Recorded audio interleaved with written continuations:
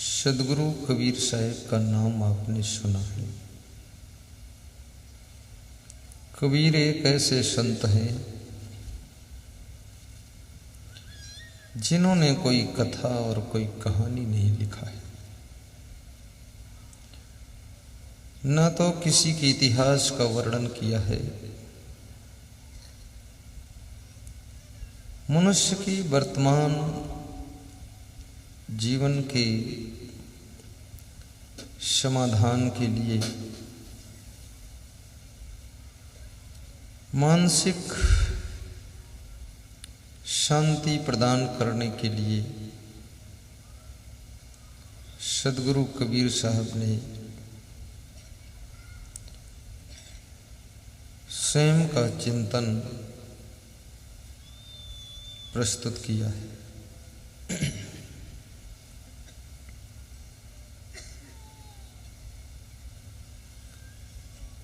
सदगुरु कबीर साहब भक्ति के लिए समझाते हैं कि मनुष्य का मन उन चीजों में स्वतः लग जाता है जिन चीजों से उसे दुख मिलता है और अशांति भी मिलती है। उन चीजों में उसके मन को लगाना नहीं पड़ता है, मन उधर ऑटोमेटिक भागता है उसका। लेकिन भक्ति के लिए उसको बहुत समझाना पड़ता है। राम न रमसी कौन दंड लागा, मरि जेबे का करीबे भागा। कोई तीरथ कोई मुंडित केशा, पाखंड मंत्र भरम उपदेशा। विद्या वेद पढ़ करे हंकारा, अंत काल मुख फांके छारा। दुखित सुखित होय कुटुंब जीवावे, मरण बार एक सर दुख पावे। कहे कबीर ये कली है खोटी, जो रहे करवा सो निकरे टोटी। बड़ी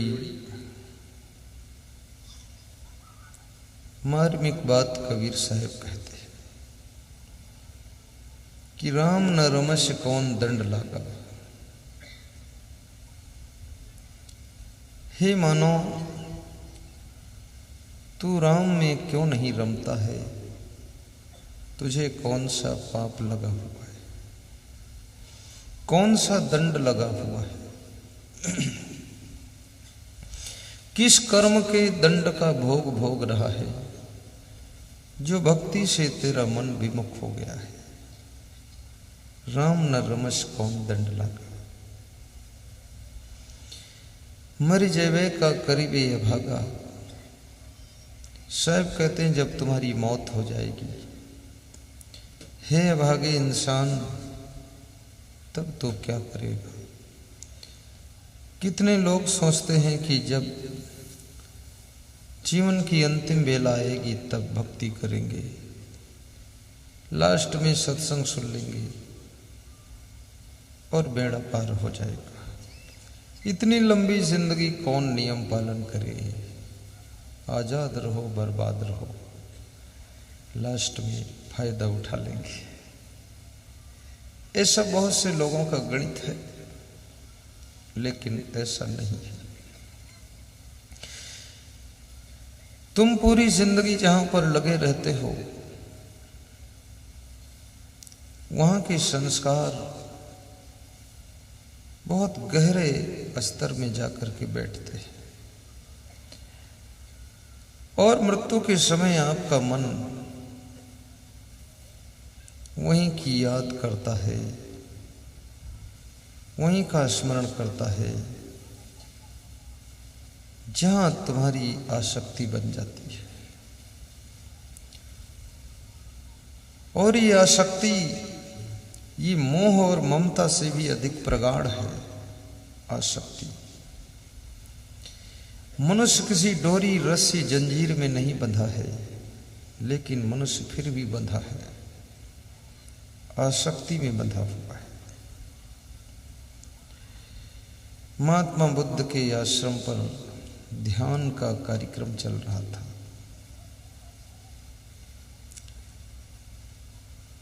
भगवान बुद्ध ध्यान की परंपरा को लेकर प्रचार करते थे। वे ध्यान में ही विश्वास करते थे, ध्यान में बैठ जाओ। और ध्यान में बैठना भी बहुत कठिन है। ये चंचल मन, पागल मन, चालाक मन ध्यान में जब बैठते हो तो फिर बीच में आंखें खोल कर देख लेता है। और पूछो आंखें क्यों खोला बीच में, तो कहता है पड़ोसी को देख रहा था, वो खोले है कि बंद किए। 5 मिनट आंख बंद करके बैठना भी बहुत कठिन है। 10 मिनट अपने घर में मौन रहना भी बहुत कठिन है।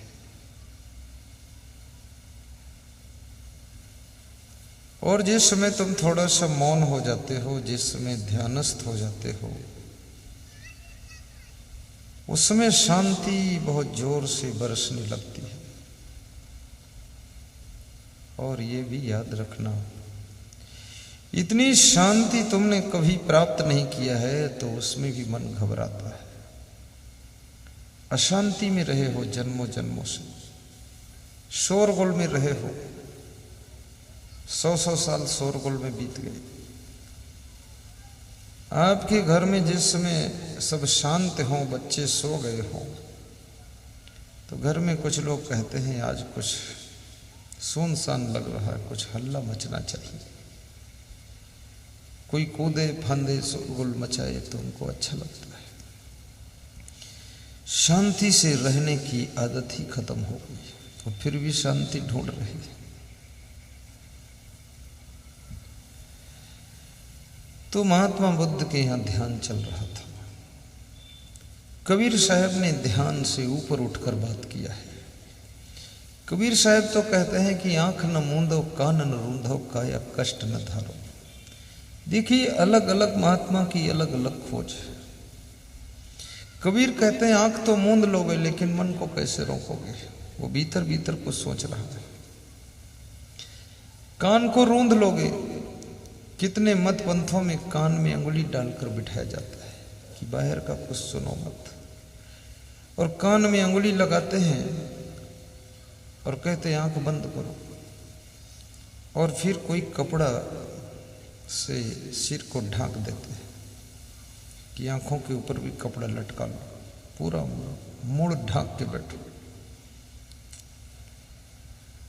लेकिन कबीर कहते हैं कितना भी मुख को ढांक लो, कितना ही आंखें बंद कर लो, कितना ही कान रूंध लो, उसमें बढ़ई से नाप की गुटकी बनवा के लगा दो लेकिन फिर भी ये मन शांत होने वाला नहीं है, क्योंकि मन इतनी रिकॉर्डिंग पहले से करके बैठा हुआ है। वो सारी फाइलें खुलना शुरू होती है, नई नई सीडी निकलती है, उसमें से नए नए पेन ड्राइव है, नई मेमोरी कार्ड है, 1,000 लोग बताते ना कि 16 GB की है या 18 GB की है, ये 1000 GB की, 10,000 GB की लगी हुई अंदर है, वो सब चालू होती है। अब उसके लिए कबीर ने कहा कि इससे तुम्हें ध्यान भी बचा ना सकेगा, इससे तुम आंख मूंदने से भी पार न हो सकोगे, कान को रूंधने से भी बच न सकोगे। इसलिए कबीर का कहीं न कहीं चिंतन इन सब के ऊपर वजन हो जाता है जाकर के। और कबीर साहब कहते हैं आंख न मूंदो, कान न रूंधो, काया कष्ट न धारो। 12 वर्ष तक स्वामी महावीर ने भोजन नहीं किया था, अन्न का त्याग कर दिया था। 24वें तीर्थंकर जैन धर्म के। और महात्मा बुद्ध ने भी भोजन का त्याग कर दिया था, बहुत वर्षों तक भोजन नहीं किया था। लेकिन कबीर कहते हैं काया कष्ट न धारो। देखो, ये व्यक्ति इन दोनों से हट के बात कर रहा है।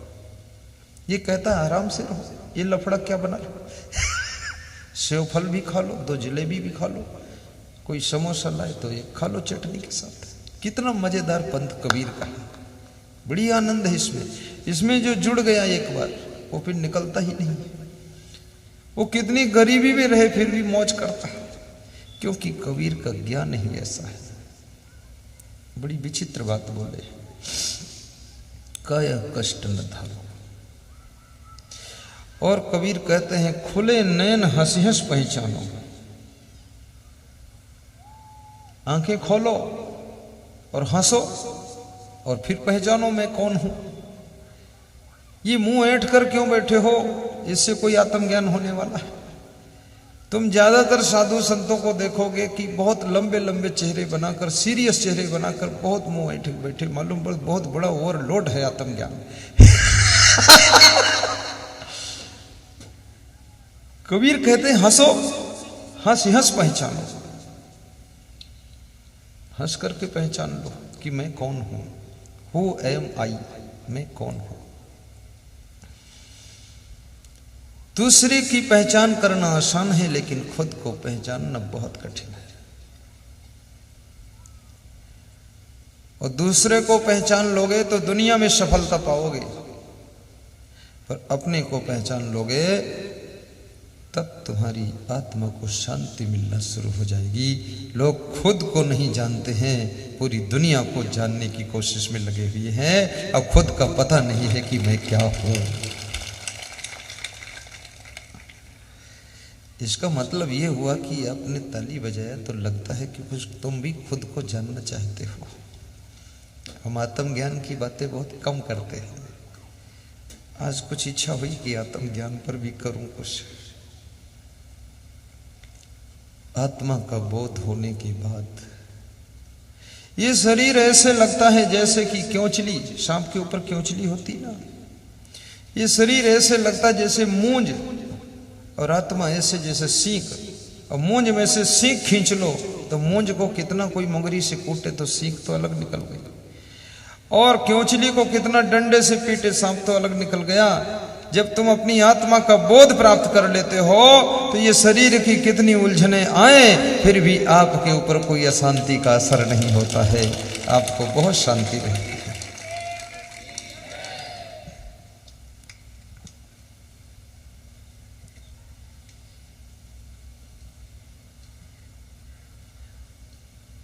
कबीर साहब ने उनका जो मुख्य ग्रंथ है उसका नाम बीजक है। क्या नाम है? बीजक। और बीजक उसे कहते हैं जो गुप्त धन के बारे में बताता है। ये जो सेठ लोग होते थे इनके पास बीजक रहता था, तो ये गुप्त भाषा में गुप्त धन के बारे में लिख देते थे। अपने बेटे को भाषा सिखा देते थे। अचानक मर जाते थे तो बेटा उसको पढ़ करके धन खोद लेता था। तो कबीर साहब तुमको बीजक दे गए, अब उसको पढ़ करके तुम आत्म धन खोजो। लेकिन तुम वो भाषा भी नहीं पढ़े हो कबीर की, इसलिए तुम खोद भी नहीं पाओगे। कितने लोग कहते कबीर की बीजक पढ़ता हूं, कुछ समझ में नहीं आता, तो मुझे भाषा ही नहीं मालूम आपको। और कबीर की भाषा बड़ी विचित्र है। कबीर साहब कहते हैं बरसे कंबल भीजे पानी, और कबीर की है उल्टी बानी। बैल भी आए गाय भाई बंझा, बछरू दहिए तीन तीन संझा।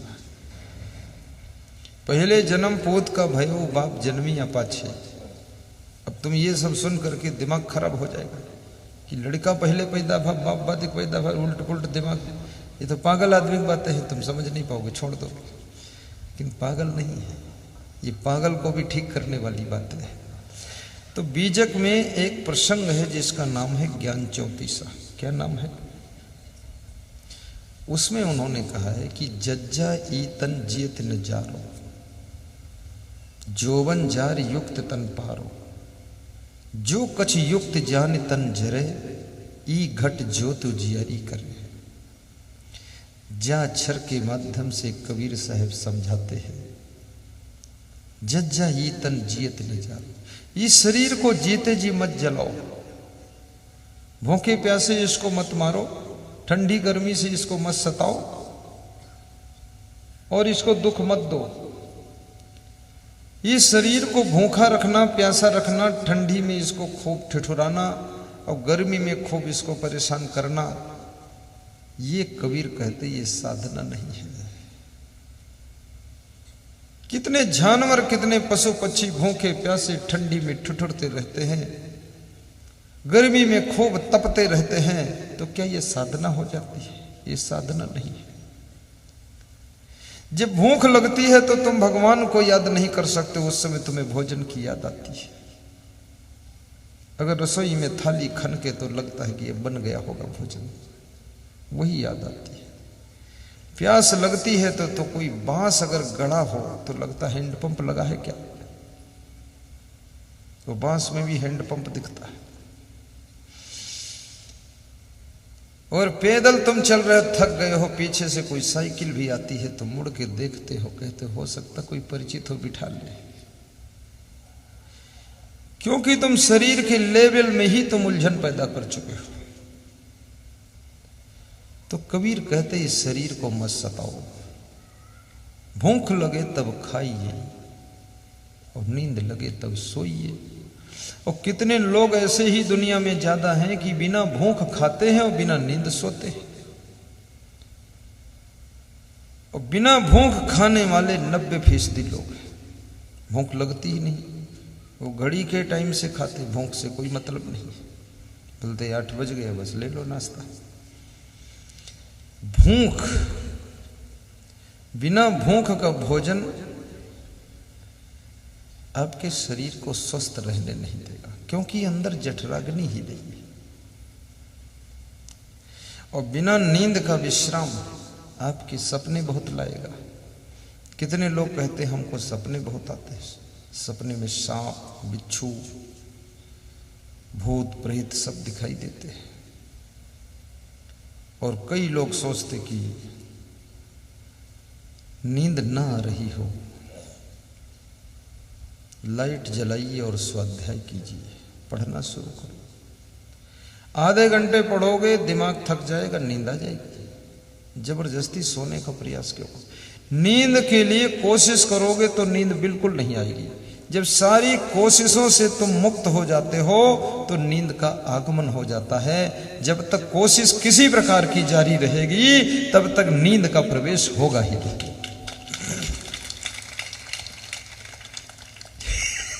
ये कोशिश मुक्त अवस्था है।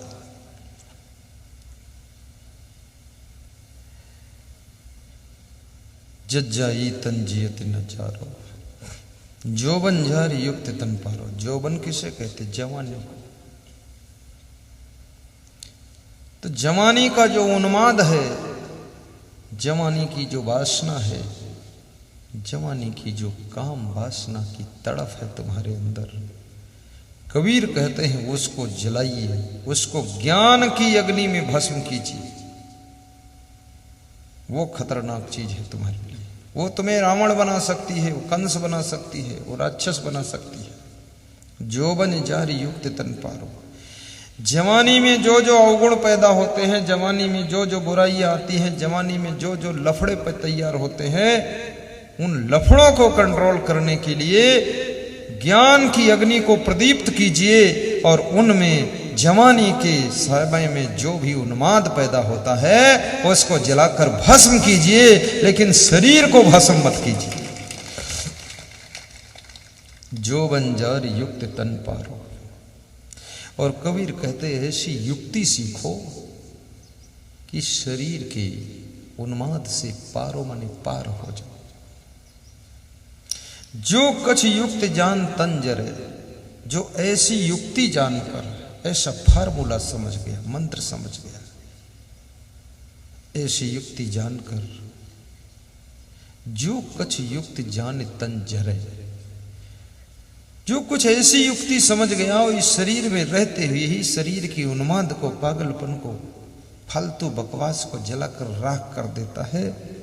ई घट जो तुझियारी करे। इस शरीर में रहते रहते इस घट में ही ज्ञान के प्रकाश का आलोक हो जाता है और उसकी जिंदगी के अज्ञान का अंधेरा खत्म हो जाता है। ई घट जो तुझियारी करे।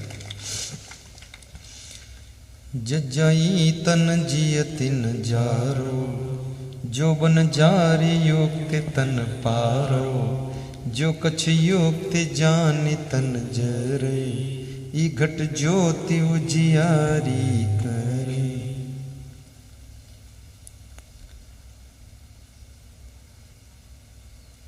तो मैं आपको बता रहा था, कबीर ज्ञान मार्ग के संत हैं, बुद्ध ध्यान मार्ग के संत हैं।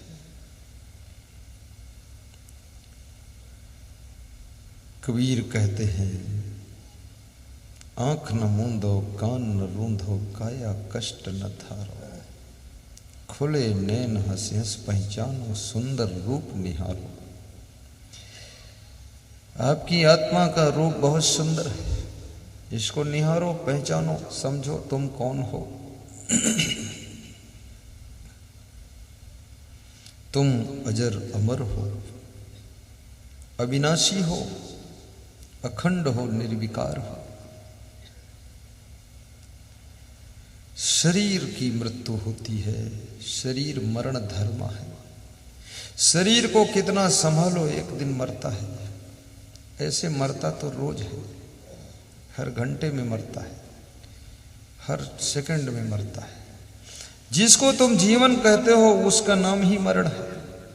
जीवन और मरण एक ही सिक्के के दोनों पहलू हैं। जिस दिन से जन्म होता है उसी दिन से मरण शुरू हो जाता है। अगर 10 मिनट जी चुके हो तो समझ लो कुल उम्र में 10 मिनट मर चुके हो। तुम बोलते हो हम जी चुके हैं, हम बोलते तो मर चुके हो और 10 साल मरना बाकी है। तुम कहते हो 10 साल जीना बाकी है। अगर आपके पास में 100 रुपये हैं और 10 रुपये खर्च कर चुके हो तो 10 रुपये कम हो चुके हैं आपके, और तुम कहते हो कि 90 और बचे हैं। मैं कहता हूं 10 कम हो चुके हैं। इस तरह से जीवन रोज कम होता जा रहा है। और एक दिन जब पूरे 100 के 100 रुपये खर्च हो जाते, तुम कहते रुपये अब खत्म हो गए। रुपये तो शुरू से खत्म हो रहे थे लेकिन तुमको दिख नहीं रहे थे। तुम 1 रुपया खर्च कर रहे थे तो भी खत्म ही हो रहा था, वो 100 में कम ही हो रहा था। तुम 1 मिनट जीते हो, वो 100 साल की उम्र में कम ही हो रहा है। और एक दिन सारे मिनट जी लेते हो, सारे मिनट तुम मर जाते हो, सब पूरी उम्र खत्म हो जाती है तो कहते हो अब मृत्यु हो गई। ये मृत्यु तो जन्म के साथ से ही शुरू हो चुकी थी, पर वो अज्ञानता बस दिखाई नहीं दे रही थी। और जब पूरा पूरा सब खत्म हो गया जीवन, तब दिखाई दी वो। ये बहुत बड़ा धोखा है मनुष्य के जीवन का।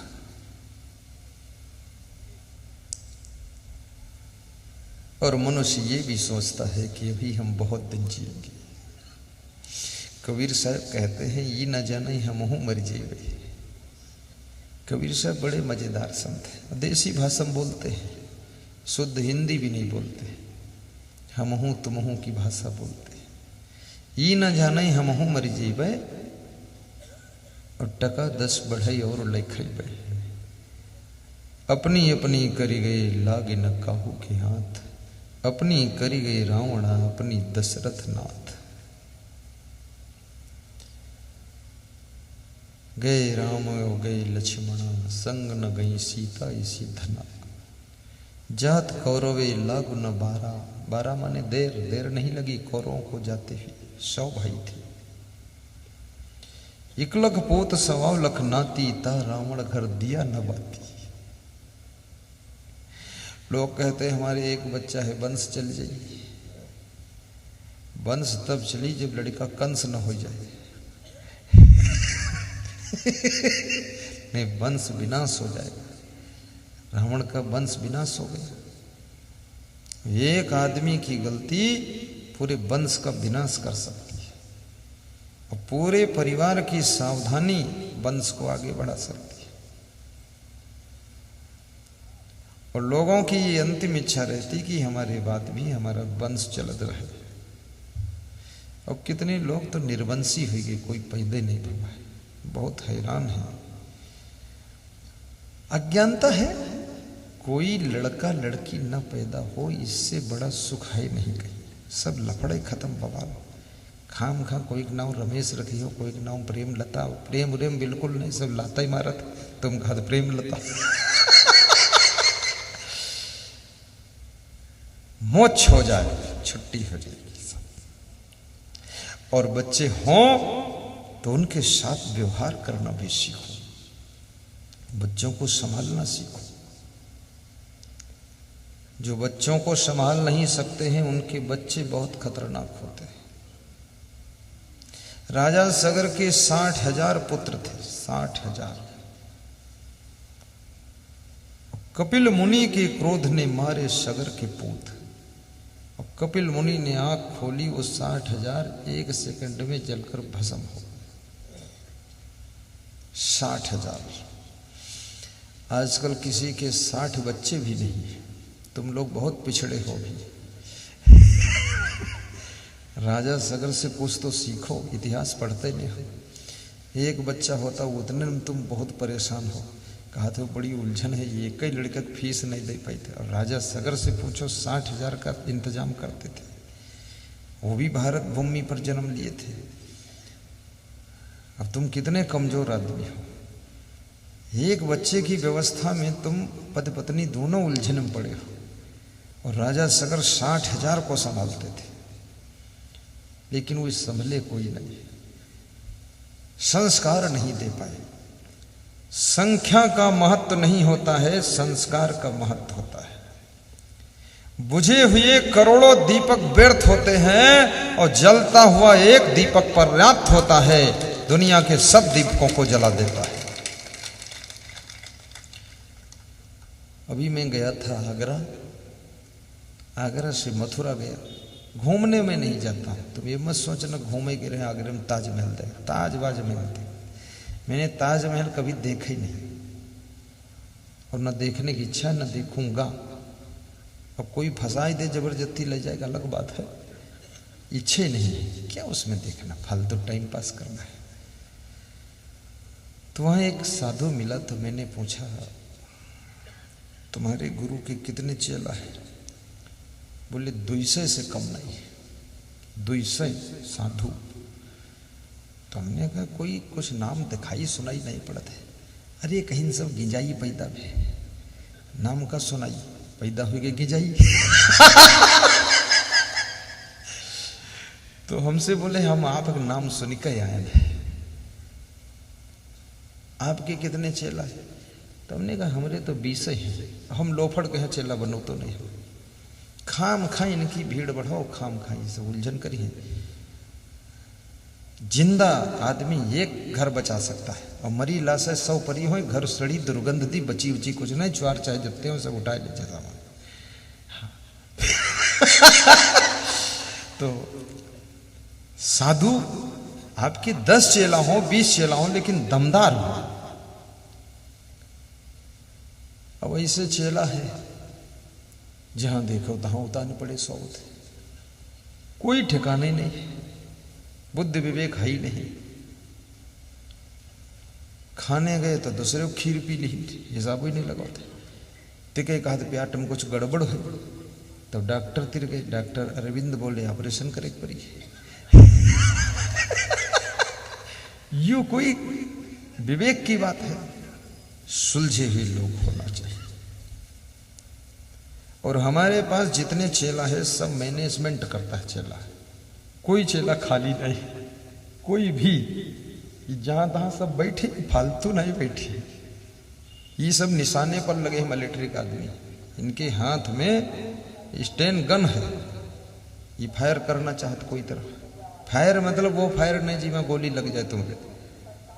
जैसे ये संत जी बैठे, इनका निशाना है कि पानी जब पिए गिलास खाली हो तुरंत भर देना है। वो 4 संत बैठे बंदूक लेकर, उनका निशाना है कुछ गाँव है वो हम तुरंत शुरू कर दी सकते। ये संत बैठे हैं कि ये कुछ कहीं हालत डोले अगर तो इनका तुरंत हम पकड़ दी, इनको संभाल लेंगे, कोई फालतू है ही नहीं। वो संत बैठे हैं, खड़े हो अनुपम जी, ये संत ये फुल मैनेजमेंट हमारे साथ का संभाल रहे हैं। कोई सड़क पर चिल्ला ये तुरंत पहुंच जाता हूं कि काहे चिल्ला, तुम हटो यहीं से। पूरा मैनेजमेंट, वो महात्मा एक हैं खड़े हो।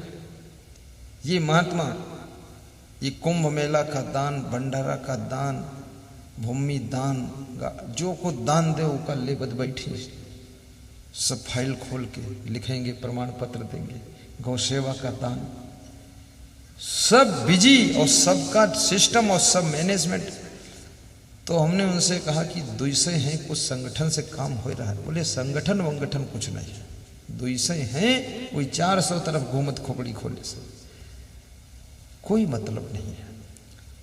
राम लक्ष्मण दो ही भाई थे वनवास के अंदर, और दोनों में परस्पर प्रेम था, संगठन था, और राम को भगवान मानते थे लक्ष्मण। इसलिए वनवास में जाकर के महाबलशाली बाली का भी वध कर दिया और महाबलशाली रावण का भी वध कर दिया, और जो सामने आया उसका सफाया कर दिया, और जो सिलेंडर हो गया उसको जिंदगी दे दिया, और जो अकड़ दिखाया उसको पकड़ के रगड़ दिया।